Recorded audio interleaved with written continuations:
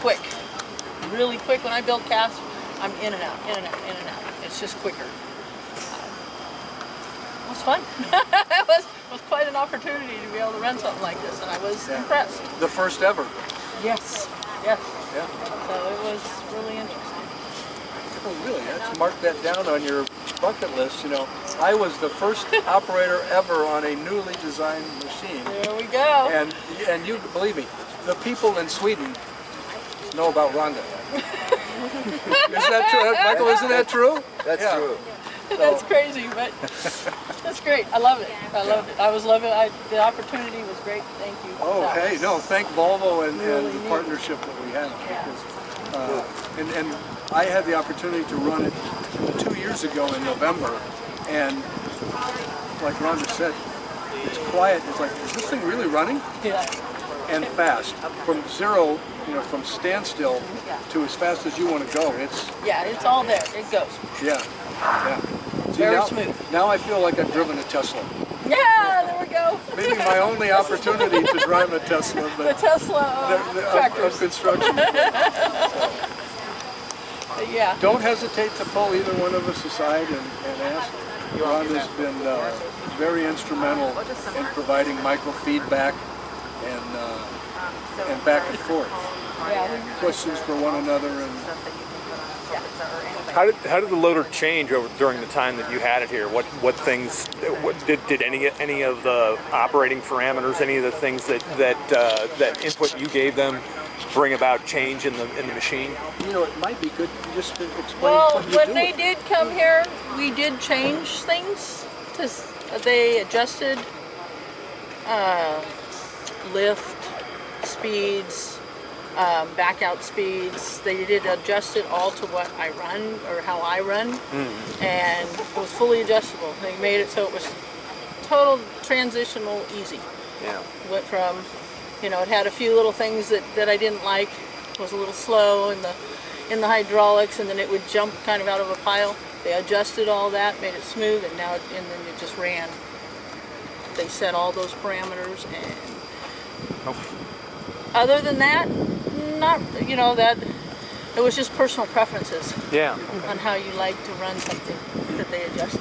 With 5,000 different pieces of equipment and 5,000 different operators, everybody has a way that they would like, and so you visit, you know, with 3 different operators that run the same machine, you get a little bit different feedback.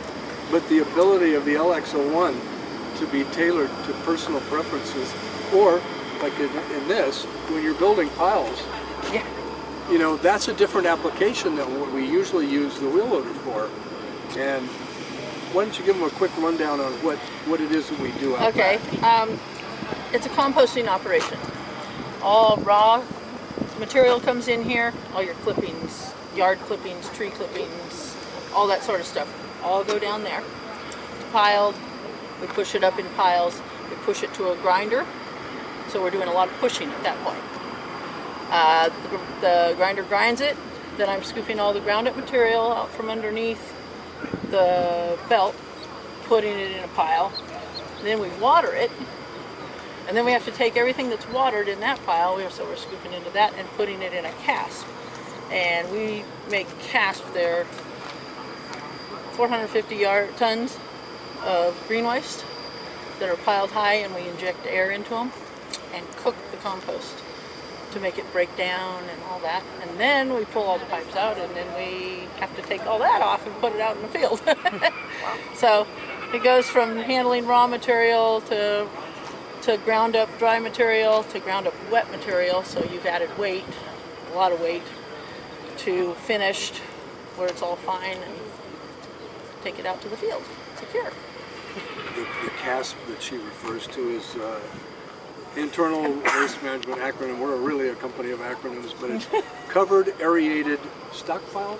Yeah, covered aerated stockpile, I believe that's what it is. The piles that Rhonda builds are all fed by a very large pipeline, air under pressure, that pushes air into the piles to speed up aeration and deterioration and cook the mixture a little bit faster. Feeds all the little bugs in it so they don't go dormant because they don't have air. They need oxygen. and so it breaks the piles down a lot faster. So water and air, and that's all we had. It's all Mother Nature just kind of forced. And then we have a ready market in Napa and Sonoma Valleys. The vineyards take Vineyards. Yes, the vineyards pretty good are percentage of it. a big part of it, yes. They like it, they put it all on their vineyards. Great compost. Great organic composting. Nice top dressing.